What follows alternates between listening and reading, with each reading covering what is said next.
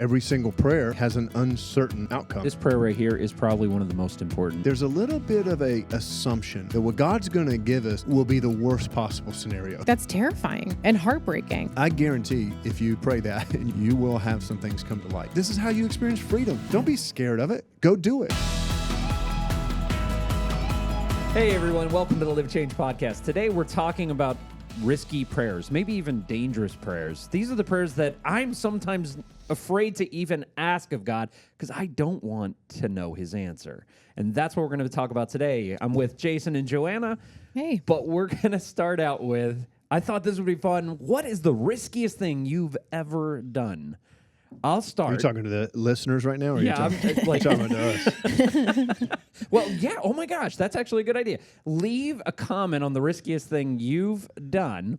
Riskiest thing I've ever done. You were there. I was. You were there. I have no clue where you're going. Because I'm very risk averse. I don't take a lot of risks. Even at restaurants, I'm like, too risky. Oh my gosh. You order the same thing every time? Yeah, exactly. But I've actually been to restaurants with you, and what you do is you ask every time, you ask the server, what should I order? Absolutely. This is absolutely something I do at every restaurant. Yeah. Do you know why? No. They should know. How often do you actually listen? Is that the risky part? Every time. Oh, that's risky because then you get someone that's really excited about the best thing we have is the tuna soup. But imagine, like, though, in just any other scenario in life, someone doing that to you, how much pressure and As the server? yes. Like what should I order? I don't know. What do you? I have I've never met you. I don't know anything about you. Do you have allergies? Will you die if you eat peanuts? I will. Key questions they should ask. They don't. I've never heard them ask you any of those questions. Here's what I do. I say, what's something really popular on the menu? Mm-hmm. Okay, that's fair. That's a good question. But I've heard people say, "What should I order?" or "What would you recommend I order?" I've heard that. Because now sometimes they do recommend something that I just find disgusting, and I'm like, because they don't know you. I laugh and then I'm like, I'll have the steak. Yeah, exactly. I just recommend the most expensive thing and just call it a day. When you were, you were No. a server. See, but that's what I would do. I would just afraid of servers doing that, but I always watch, and you can really trust them when they say that the most expensive thing is just okay. What is the riskiest thing? Riskiest thing I ever did that you were there. We used to go to camp beside a creek. Take our students. Yeah. Yeah. And there was this not me and you. There was this cliff jump. Do you remember this? That I do. We would run on this slippery cliff and jump into the creek. And it was I remember them telling us, like, hey, okay, you see that, and that? Don't jump there. You'll die. Yeah. But just aim for that small hole. 4 foot by 4 foot. Yeah. As long as you hit that hole, you're fine. Yeah. Anywhere else, you're going to ruin your weekend. My word. If you guys were a student that went to this camp, spam the comments. I survived. Exactly. Because that camp was different back then. We did caving and cliff jumping. Oh, man. Yeah, it was. Mine is related. Actually, it was cliff jumping. Was it? But not the same. Did not you also go in a creek? It was in New Hampshire, and it was with students. We used to take our 8th graders who were going to the 9th grade up to New Hampshire and for a week, and we went to the same spot every single time. And it was a river that was moving swiftly, and it had about probably a 45 foot, maybe higher, maybe 60 feet cliff that jumped into. It's always bigger later. This was high. This truly was high, and we would jump, but we had to because the water was moving so swiftly. I remember Daryl Kaiser, who was EMT certified and all that, and trained. And we always did have medical personnel. Yeah, we did. That's important. I remember Daryl Kaiser putting a rope downstream to catch. Like you had to jump, then you had to come up quickly and find the rope, because if you didn't, that river made a turn and you were gone. So out to sea. Any parents listening today, we do not do these kinds of things in our current. And you know what? And it's a shame. Our kids are worse off for it. We got a bunch of There's not enough cliff jumping. Now it's like there's a diving board with 3 lifeguards in front of it. Yes. All right, Joanna. riskiest thing you've ever done? The only thing that's coming to mind is one time I got on one of those planes that's like not a full-size plane. To be clear, not a biplane. Okay. But also like, those ones that are like for connecting flights where you go onto the the tarmac. riskiest thing you did You was got not ride a 747. Yeah, pretty much. Joanna, that doesn't count. I'm just not risky. I appreciate apparently you're risk averse. You don't I guess if that's what the opposite of being risky is. yeah, would you have jumped off those cliffs? No way. You wouldn't have jumped off No those way. cliffs, Joanna. 100% no. If we get You're not Enneagram 7. Are you an Enneagram 7? I am not. I'm a 3. Joanna, if 1,000 people comment on this episode, would you go skydiving? Oh, we could, or just I jump off a wouldn't. cliff. Yeah, No. would you? We could film it. Like No. we all go and we go skydiving or cliff jumping. You Guys, wouldn't do I it? went to Sky Zone last night with my daughter and like Not the same. that's not I still don't enjoy some of those things. It's like why would I jump off of Now, this what do you mean don't giant enjoy blow up them? balloon into a pit of other blow up balloons? Like I Wow. I I'm heard glad you're not in charge of the marketing for Sky Zone because that sounds like a not fun evening. Hey, Yes. my June loved it. She had a blast. That is just not. I'm good, You can jump off of this inflatable thing and other inflatable things for $50. guys. And I hurt my shoulder a little. Here's a Crazy. risky thing I did. What? I Don't even walked say you across tried a some- frozen pond when we lived in Minnesota. Oh gosh. Well, that doesn't actually count. is kind of risky. Yeah. But in It's Minnesota, not. it's not. In It's like Minnesota, what- that's how you it get to said- school. That's The like every sign said- 8-year-old boy has done this. The sign said not to. Oh jeez. Wait, whoa. I call foul. You grew up in the deep south. There ain't no frozen ponds down there. We found them. It would be riskier. And we walked across them. It'd And be we- riskier in the south. Yeah, if you find a frozen pond in We Bama, did. It got cold. And it wouldn't. The whole pond would not freeze over, just the edges, and we'd step out on that. Oh, yeah, no. This one was all the way frozen. Had Yeah. been for we months. wanted to fall in. that's a different. Hers is like ice road truckers. Yeah. Yours No, I've is- seen Yours those is in like Minnesota. floating ice cubes on the side of the Yeah. One pond. time yeah. I didn't wear boots outside and I almost got frostbite on my feet. These don't count. None of these count. But that's the Solomon life did you that grew last up week. in. So why are we talking about risky things and dangerous things when we're about to talk about prayer? The question I have is, can and what prayers are risky? Yeah. Like these are the kind of prayers that like I don't want to ask because I don't want to hear. Like, or I don't want to ask because I'm afraid of no answer. Or I don't want to talk to God in this way. And so I think we're going to delve into it to kind of understand what's underneath that and what are we jeopardizing or losing by not giving in to every prayer that we can ask God. I equate risky with it comes with an unknown outcome. I was literally going to say uncertain outcome. That, Yeah. that was yeah. Basically, like it's like you could You do don't it, know. but you don't know. I could how walk it's gonna across end. this pond. It's uncertain whether or not I'll fall in. Mm-hmm. You know, I can jump out this plane. But how can prayer be that? Well, every single prayer literally has an uncertain outcome. I mean, in some ways, God, would you protect us?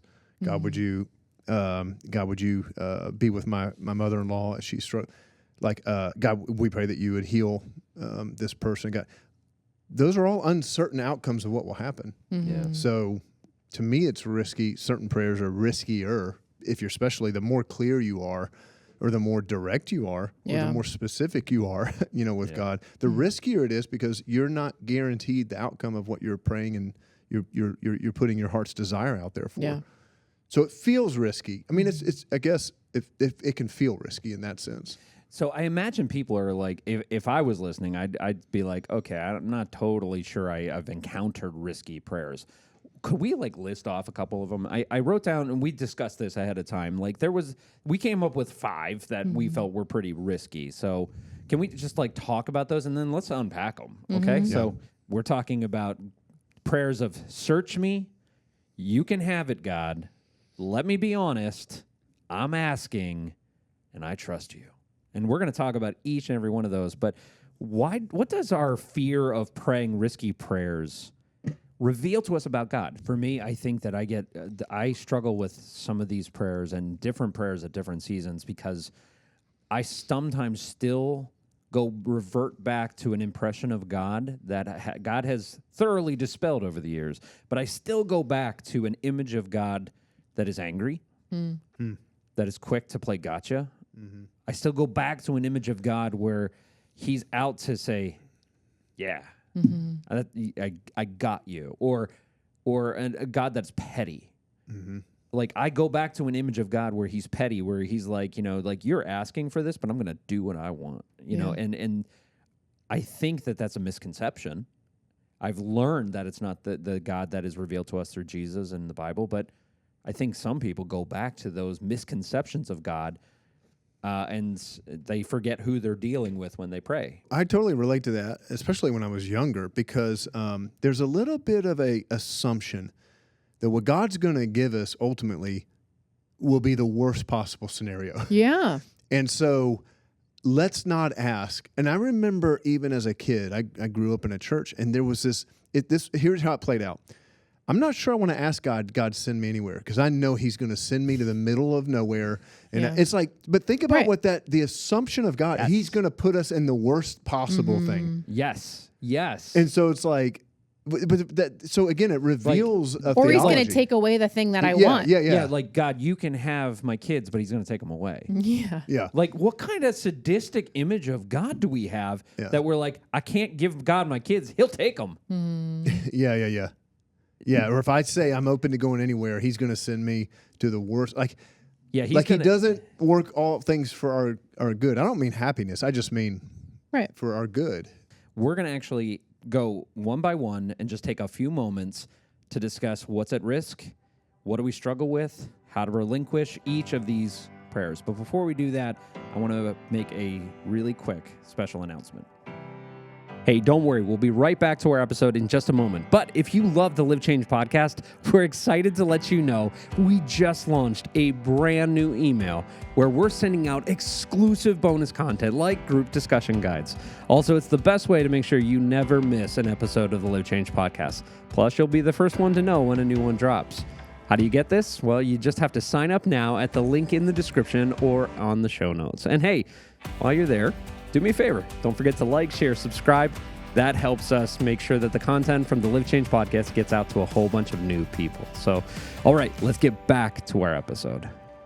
Okay, so the first one, guys, is let's talk about God Search Me. So how do we do this? How do we actually begin to utter God Search Me? Why do we struggle with this one? Let's just take a moment and unpack the difficulty of Search Me. I think because this one is really personal. Yeah. Like it's you. Like it's easy to even pray for others or, you know what I mean, for other circumstances. But this one has like direct implications to like, hey, like God basically revealing to you, yeah, you were a jerk today. And like you've got to do something about that. Ooh, you hit on it. Because to pray this might mean you're wrong. Yeah. Or something about you is wrong. And I don't know about you, but I can be very selfish, self-interested, and I do struggle hearing that I'm wrong. Yep, totally. Yeah, so here's how that Psalm 139, 23, and 24, this is a great, again, if you're like, I don't even know how to start, just go literally read this out loud and just say it. Say it again and again. Then you're praying, right? This is what it says. It says, search me, O God, and know my heart. Test me and know my anxious thoughts. Here it is. I mean, point out anything in me that offends you. Now just pray that and just sit in silence for about 4 or 5 minutes. Ooh. Point out anything in me that offends you. Mm-hmm. But then, here's a promise. And lead me along the path of everlasting life. I do that trusting that whatever it is you bring up, it's risky.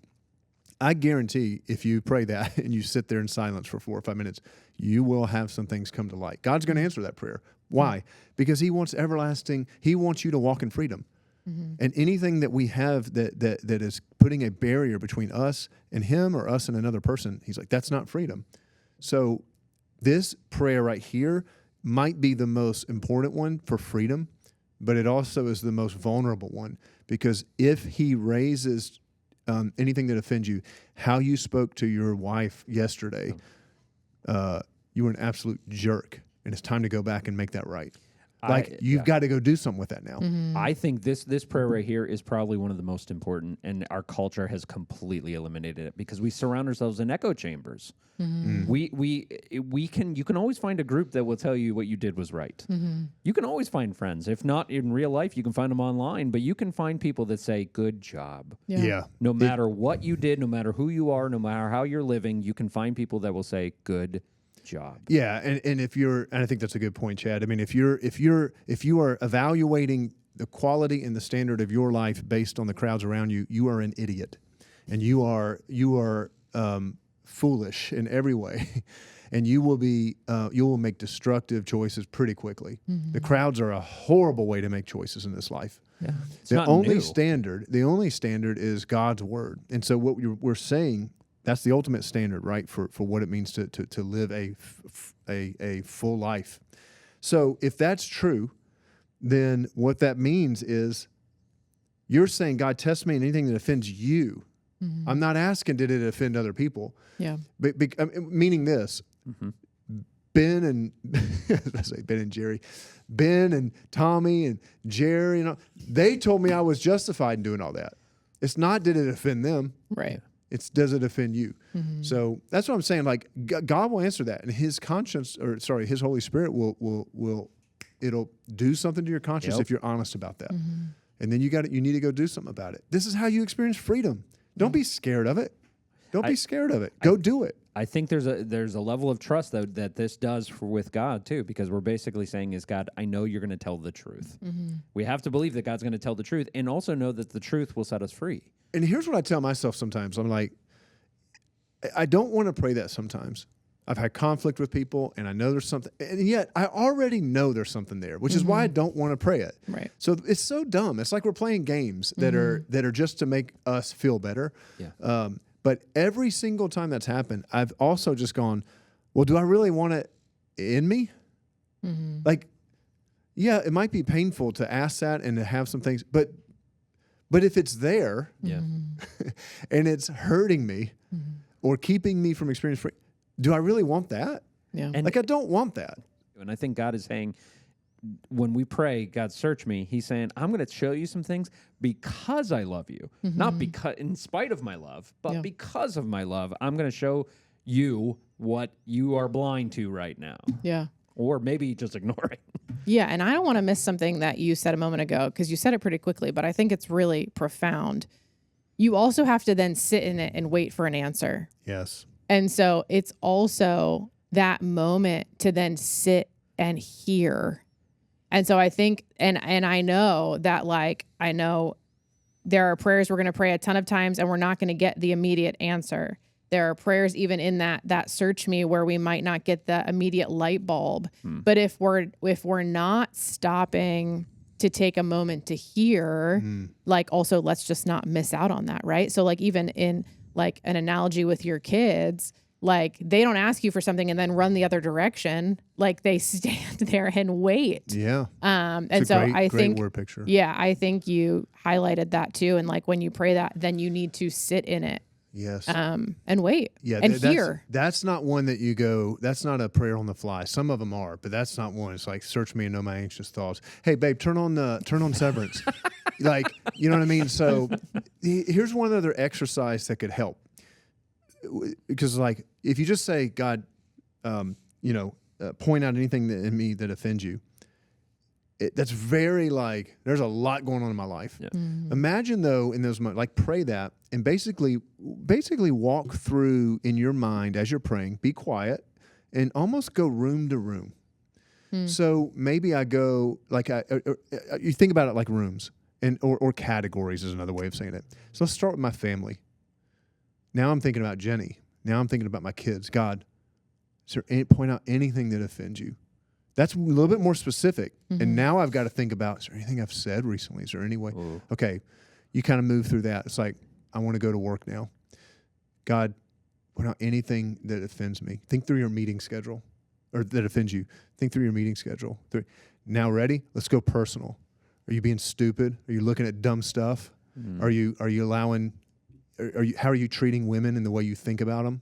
like give him my mind, like move categories sometimes, and that gets a little bit more specific as opposed to point out anything in me. I love that. So I think that can be helpful sometimes to break it down by relationships and by settings, I guess. Yeah. I also think there's something good about starting to tackle some of the other things, because maybe there's one thing that you know God is telling you to eliminate. But when God can reveal some of the other things you've ignored because of the big one, and you start working on the other little ones, sometimes the big one becomes more manageable. Yes. Yeah. Because sometimes the big one it makes us act differently on all the other ones. So I and what do you do if he brings something up?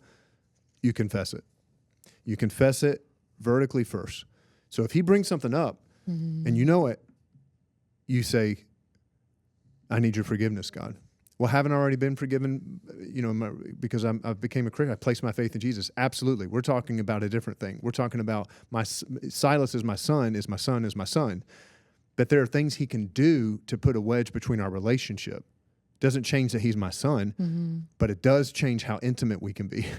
And so we confess in those moments because we've drifted from the heart of our Father, our Heavenly Father. And so we confess it. And if it is with another person, you go make it. You confess to them. You make it right. That takes courage. This whole, but you know what takes. One. But you know what sucks when you don't do it and you hide, and you've got crud in between you and another person. Hiding will never. This is why David said in the Psalms, when I refused to confess my sins, my bones wasted away. I withered away. Like, you can't hide and make it through this life. People would rather take their lives than live with secrets. Obviously, that happens all the time. You weren't made for that. Wow. So man up and go confess, and you will experience freedom. And it'll be the worst thing you ever did and best thing you ever did. That's a call. That's a powerful call. And again, you get the relationship with God out of it as well. But what about when we don't want to relinquish something? So it's one thing to look inward and say, myself. But then there's the important things. The things like my career, my children, my education, the school I want to go to, God, you can have all of that, but you can't have this. So let's talk about that.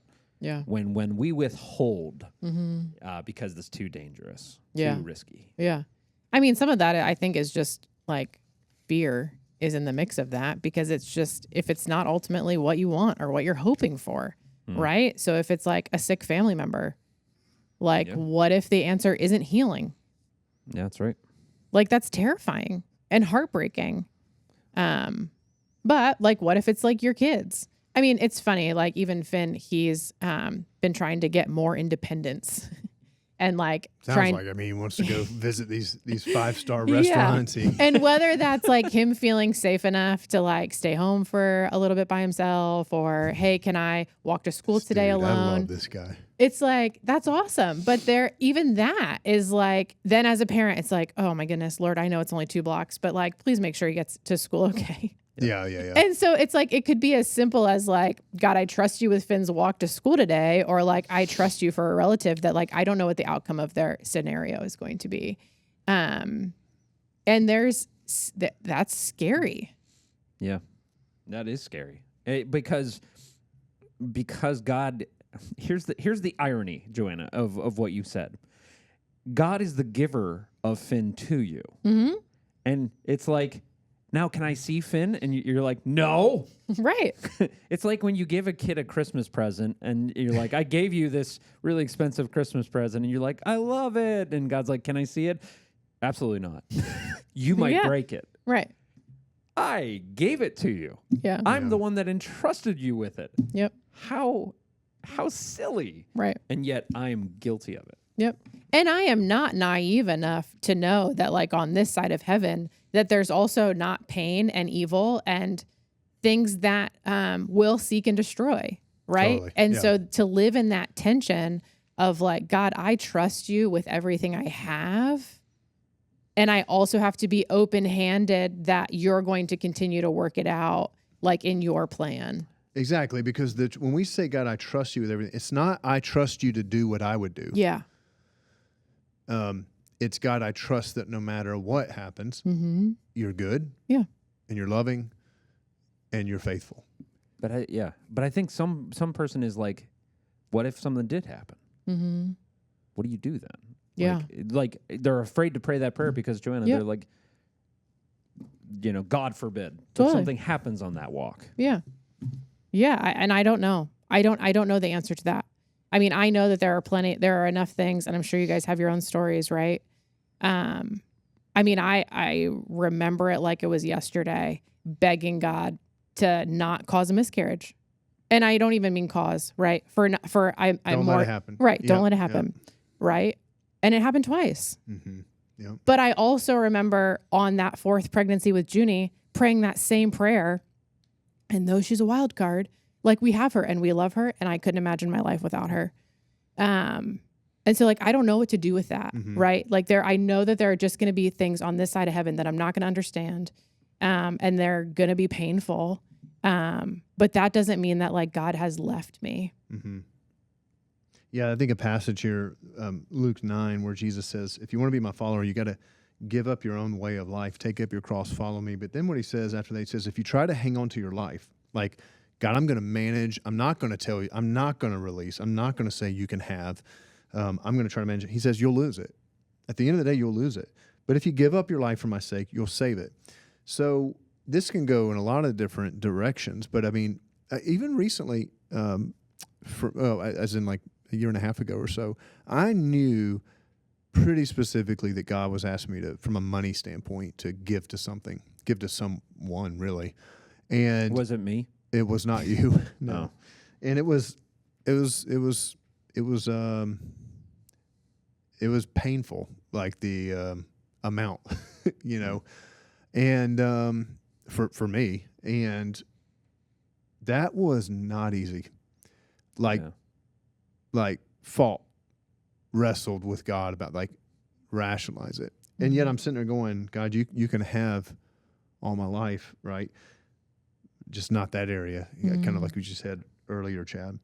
But do I believe in that moment? And eventually, and it took time, it eventually opened up my hands, but it was really hard. But that's you can try. Jesus is kind of saying, you can hang on to it. You might not get the life I have for you. Like, you might lose something because you're unwilling, but you can do that. Or you can be willing to go, God, you can have it all and trust me. And you might find a different kind of life. It does come with risk. And when I say risk, I mean, it won't turn out. You just talk to that, right? But there's a kind of richness of life that you have now in your relationship with God. It doesn't make it easier. It doesn't make it understandable. Yep. But you also can't deny that reality that there's a faithfulness you've experienced through it that you have today, and there's even for me and letting go as well. And also, we graciously explained to Junie that she probably wouldn't be here. Yeah. Nowhere in my mind was I planning on having 4 children. And so there is, like, something I don't know, right? Like, I don't know why God did it the way that it happened. I don't know why. And in cosmic accounting, you got to see we have Junie. Some people never get the Junie in this world. Yep. And that's why it's a risky prayer. But it is. But again, if you think about it just rationally for a second, like, we don't have control over anything anyways. And the you can have prayer is in some ways a recognition of, I'm trusting you because I can't, like, what can you do anyways? You can't do anything about that. Yep. So you walked through that with God, at least. That same circumstances could hit someone, and they're just not even walking. So what do you hold on to then? Yep. So, Joanna, but, when we talked a second ago, I mentioned, but you have Junie. How do you unpack that for someone that maybe doesn't? Yeah. First, I would say that's a really hard thing. And I actually don't know how that will play out for you. But what I do know is that God is still in it with you and continuing to pray for him to reveal himself and his plan to you, right? And so I think sometimes in risky prayers, you also have to be open-handed enough that it just may not look the same way, but that doesn't mean that God doesn't have something for you in the midst of something really painful. And what you were hoping and dreaming and wishing for isn't going to come to you and your family in a different way. And so that could be in the area of infertility, or that could be in a multitude of areas, right? But I know parents that have prayed for healthy children and their children have unique needs. Totally. And it's like, that's not the life I had intended. Right. Or the thing that you've envisioned. But God is still in it, and God will continue to reveal yourself. And I think that just that closeness and leaning into his plan, it will continue to surface itself in ways that, I don't know, like my prayer would be that are better than you could have imagined on your own. Love that.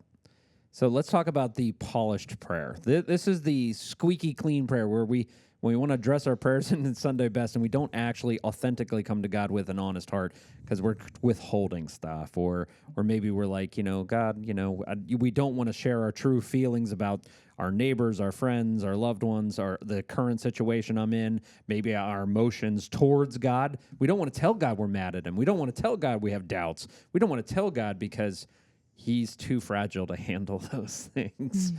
What do you say about that? I would say, again, let the Psalms be a guide on this. There are Psalms that say, are you even listening, God? I mean, literally, are you even here? Did I waste all of this? Was all of this in vain? All this faith stuff I've done? This is what you find in the Psalms. In the Psalms, someone said, God, are you even real? Are you even listening? Are you even listening?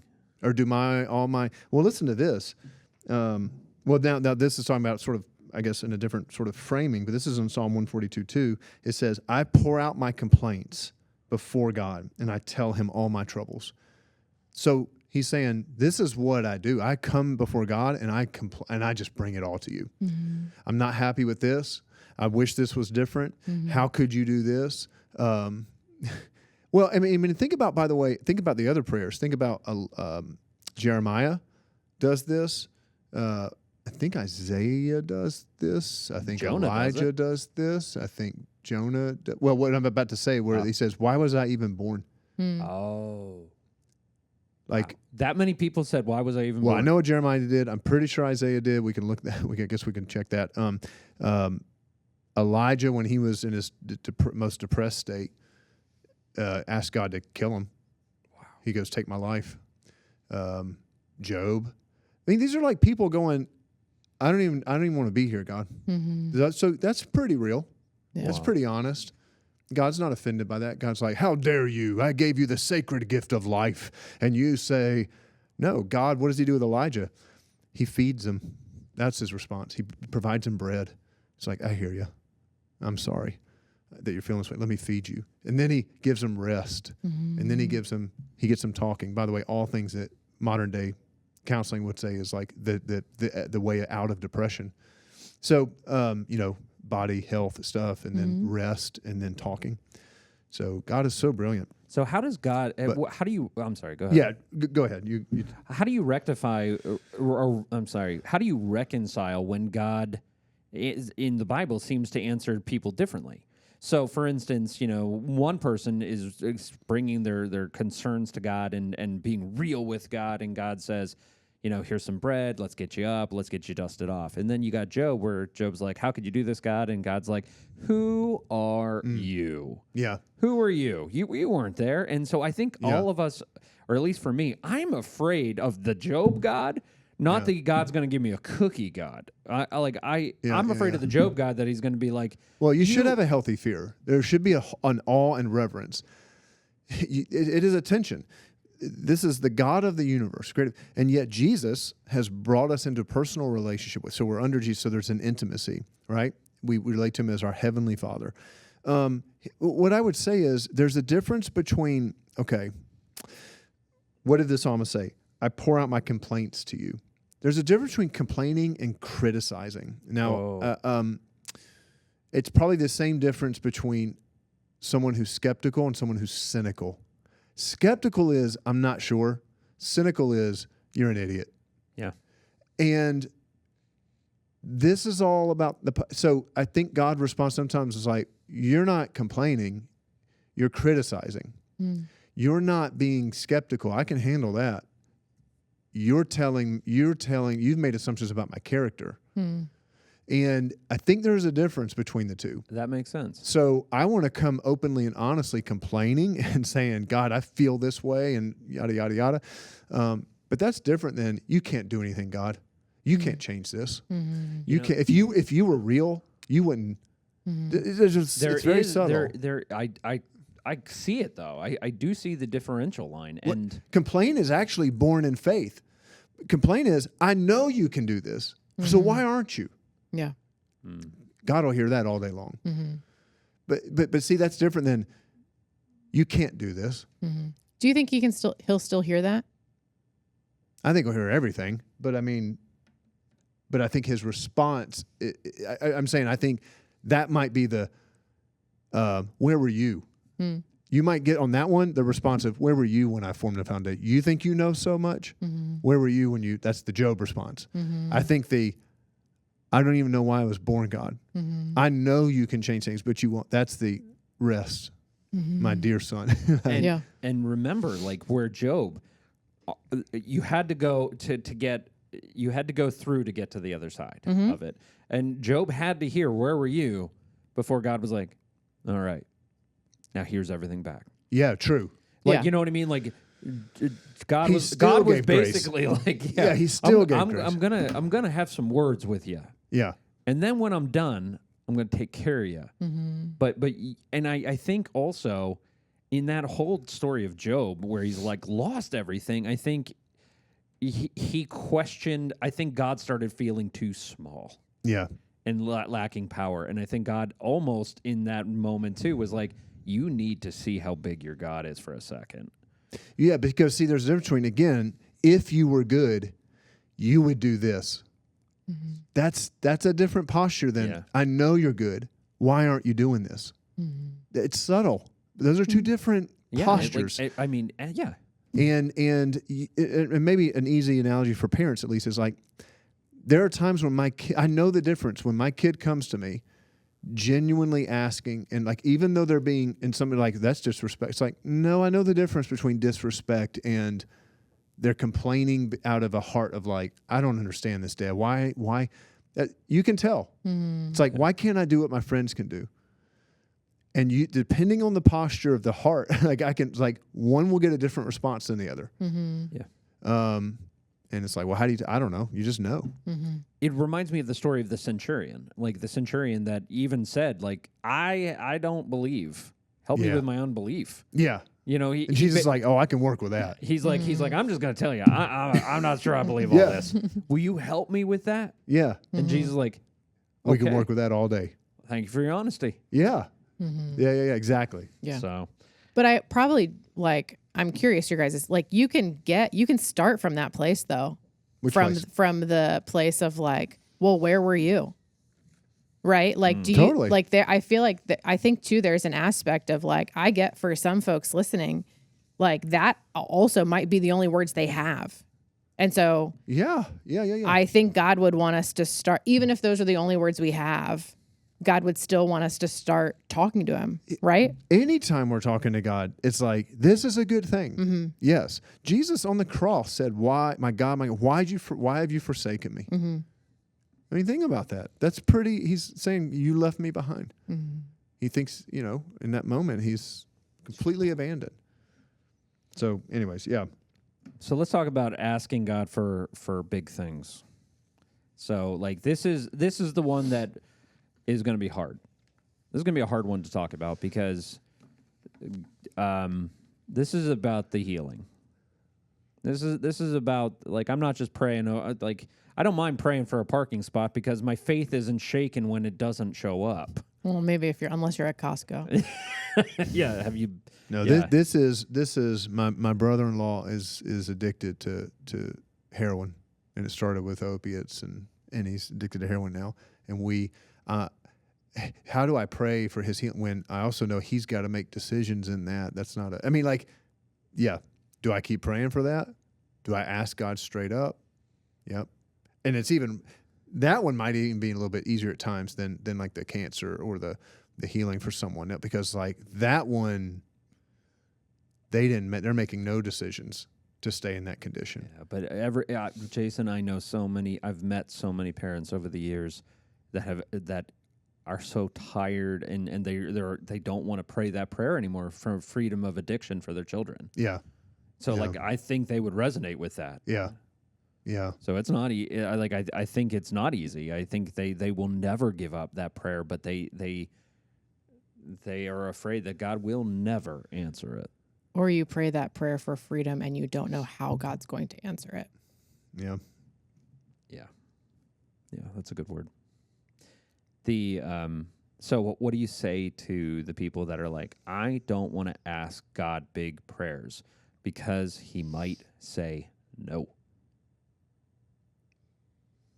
I would say that you have to pray them anyway. And that sounds clunky. That could be hard. That could be unpolished. That could be raw. It doesn't make it any less messy. But I would say that if you have, any shred of trust with God, then you got to turn it over. And while I don't know what is on the other side of that, while I don't know if it'll be an ultimate miracle at the end, 100 miracles along the way, and still end in heart-wrenching, messy heartbreak,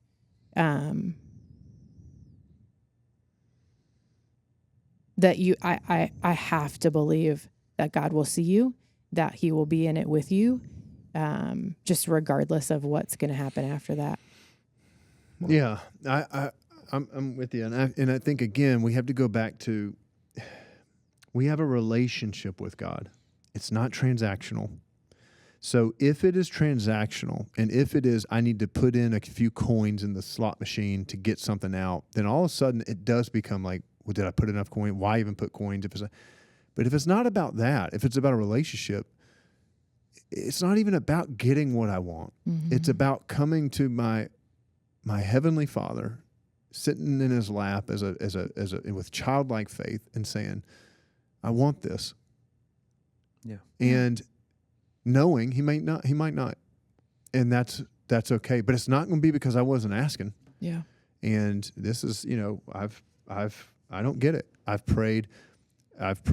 We've prayed for healing for family members, and they died. We've prayed for healing for friends, and they've been. I can tell you stories of they have been healed. Some physically, some emotionally from chains that have weighed them down. So I've seen both, mm-hmm. and I don't know. I'm not going to presume upon God why one and not the other. Mm-hmm. Our invitation is to do what Jesus said in Matthew 7:7-8, when he said, ask, seek, knock. Yeah. Ask, seek, knock. Ask, and it will be given to you. Seek, and you'll find. Knock, and the door will be open. For everyone who asks receives. The one who seeks finds. The one who knocks. Those are active words. They're not once and done. They're active. Keep on, keep on, keep on. And the invitation there is to relationship. Mm-hmm. It's not to a transaction. And if we think of God as transactional, we will get bitter and cynical very quickly, because we'll go, I thought I did all the right. I thought I put the coins in. I went to church. I prayed these prayers. I prayed every day. I started tithing. And it's like, oh. See, you thought he was a slot machine. You thought he was the slot machine. So it was never about that. Mm-hmm. Yeah. This is how he breaks us into relationship is, yeah. But I think that 50% of the population are going to hear that and go, I get that. But there is another 50% of the population that are going to say, I know. What it does is it questions the goodness of God. If God can heal this person, but not this person, I don't want to ask God to heal. Well, I would say that's pretty arrogant of us to to think we understand the cosmos and how things work together. Mm-hmm. And so another way of saying it is, do you really believe that just because you can't see any possible reason in the universe for these things to happen, that there isn't one? Like, do you really believe that just because you can't see one, that that one doesn't exist? So I just don't think you're that smart, and I'm not. Neither am I. So you're right. I'm not. That's not very comforting. Well, I mean, it kind of is, but I mean, in some way, it's like you're right. I don't get it. I don't know. I just know the invitation of Jesus was never you're going to get everything you asked for. The invitation was come into relationship with me and ask for these big things. Tell me the desires of your heart. And because why? Because that's what kids do with their dads. Yeah. That's when he said childlike faith. And he said we can relate to God now as our Heavenly Father through the work of Jesus Christ. So we're going to come boldly before the throne, what it says in Hebrews, because of the work that Jesus has done. We come boldly and we ask. We don't have to shy away. We don't have to go, God, if only you would, could you consider, we can go, God, I'm asking. I'm asking for you to heal. We went through this. I've talked about this with my nephew. You know, he's 15. We're not dancing around this. We need you to heal him. We're asking you to heal him. 4 days, and he passed. And after he's passed, you go, you decided not to. I don't get it. And I'm kind of ticked. But I love you. And I'll trust you. But I'm not happy. Yeah. And I think in those moments, if we believe, and I do, that our God is personal, I think his heart breaks too. Yeah. Yeah. And so I think in the circumstances or the things that cause us pain, the things that have caused his children pain, I also think that he's heartbroken. Yeah. And I don't know how to reconcile all that, right? But I think that, especially in some of the scenarios we've been talking about, where it's just like, yeah, where choices have led to something that we wish it hadn't, and then God, like, where are you, right? Like, I think that God is just as heartbroken in some of those places as we are. Yeah. Wow. It makes me think of, Jason, you had shared a time in your life that you had gone through something painful, and you had to ask Jesus, where were you during that painful time? What did Jesus say? Like, Well, I was in counseling, and I remember the counselor actually asked me, and he was like, where was Jesus when all that was happening? The stuff that was like the sort of the inciting event for sort of the hurt and all that. And he's like, where was Jesus when all that was happening? And I remember I never thought about that. I never considered that. That thought had never crossed my mind until he asked me that. And but I knew right away. Like, I had a picture in my head. I had an image of, like, he was there in the room, and I could see Jesus, like, there in the room, weeping. So, I don't know why that was so, in that moment, comforting. Because I guess, in some ways, it's like, well, why didn't he stop it then? It's like, well, you don't really want to go down that road. Do we really want to be robots? Like, so he gives us the ability to make choices, and you know what comes with that risk? People are going to be stupid, and are going to do really hurtful things. And so I'm not going to blame Jesus for what that dude did. Yeah. That's letting that guy off the hook. Why did I ever blame God for what someone else did? That is so like that's letting them off the hook. Yeah. Boy, that'd be a nice way to live my life if I just blame God for everything. So I don't know. I just that was comforting. I think because I think there's two sides to it. There's the reality that God is in control. But what Joanna said was what resonated with me and brought me back to that story was Joanna said, but he loves you and he weeps with you. So we have a God that's like, yes, I could have stopped it and I didn't because and you said, Jason, I have a plan. Yeah. There is a plan. There is a purpose. And now right after someone passes is not the time to hear that. Right. That God has a plan for this, because that's not the time to hear that. Yeah. But that is the time to know that God is weeping with you.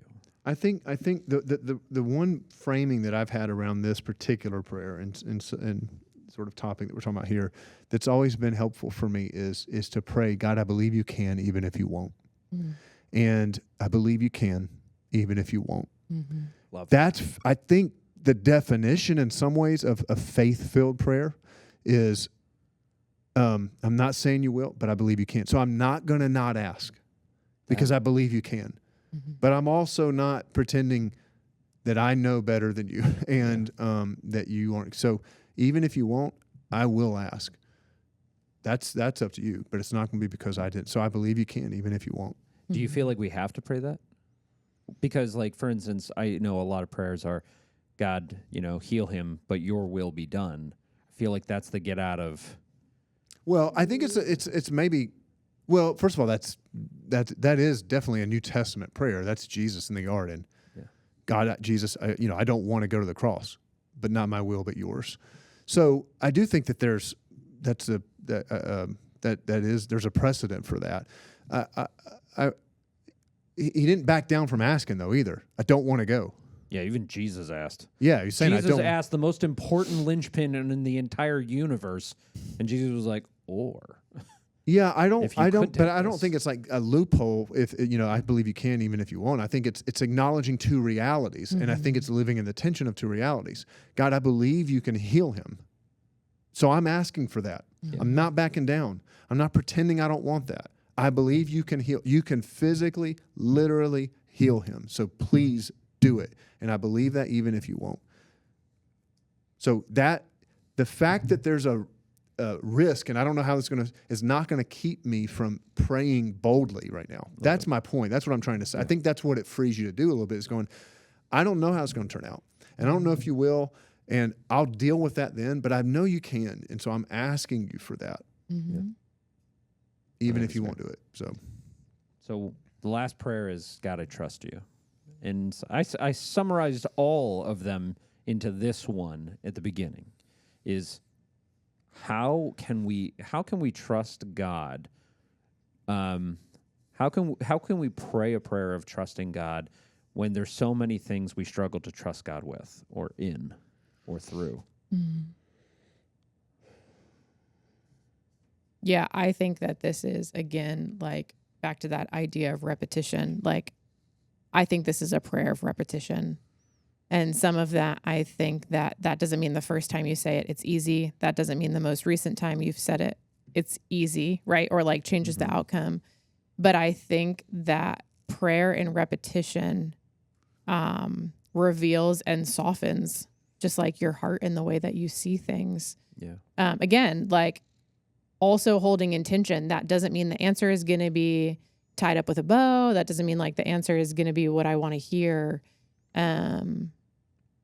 But for me, that some of that repetition is also the constant reminder of turning it back over, because I also think that's like a prayer that's not like once and done. Like life's circumstances happen, things come into play. I want to hold back, whatever the thing is. That one to me is like, sometimes we'll talk about like, are your hands closed or are your hands open? Like the God, I trust you for me is that reminder of open posture. And I don't know, for me, I have to say it a ton. And that saying it and, almost like forcing myself to believe it. Right. And the more I say it, the more it feels real, the more, it comes. Think about how that must make the heart of God feel when he hears us say, I trust you. Like how that must move the heart of God. When my 19-year-old daughter, like she's old enough now to where she can articulate feelings and all that. And when she tells me, I have so much respect for you. And when she tells me, Dad, I trust you, I want to give her the world. Like, because I love her and she's telling me she knows I love her. Does that make sense? Mm-hmm. That moves my heart. I can't give her everything, and it wouldn't be right and good to give her everything. But my heart is so moved. Wow. When you just say, God, I trust you, that must be so, it must move God's heart so deeply to go, that's my they got my ear, So anyways, it's just such a powerful expression. Mm-hmm. And I liked your open-handedness sort of image. I'll go back to Job. We spent a little time on Job, and I think that Job, God did something. Job was one of those that every part of the Bible, let's put it this way, every part of the Bible is really, really important, but not always important at this time. And there was seasons in my life where Job just confused me because it was like, why? But then you see, why did God tell Job all the things he'd done? He was setting up a track record. He was setting up a track record of goodness. He was like, who are you? It wasn't like, it's not like God was like flexing. God was saying, do you see me? Do you know me? And I think that's why there's this spirit of gratitude that is hand in hand with trust. It's this going back and saying, like, let's look. Where have you seen God be trustworthy? And I think the more we see how much goodness God is responsible for, all of a sudden it's like his track record is more than worthy of trust. And I think for me, that's why God in the Job passage was one of the reasons God said this, and this. He was showing, like, I'm trustworthy. I'm good. You don't need to question. I'm good. And I think for so many people that struggle with trusting God is it would take another act of reflection, like you said, Jason, which was reflecting, except this time instead of internally on who I am, it's reflecting on what has God done. Yeah. And I think some of this too, and like we haven't really touched on this piece much, but yes, there is an absolute like one-on-one moment for prayer in all of these risky prayers. But there are going to be times where it's hard for you to trust. And so like borrow the faith and trust of others. I mean, I think we've talked a lot in just all the things that we've gone through, all the things we've walked with alongside other people. And so it's like, man, Chad, like you're dealing with this thing, like then borrow my trust.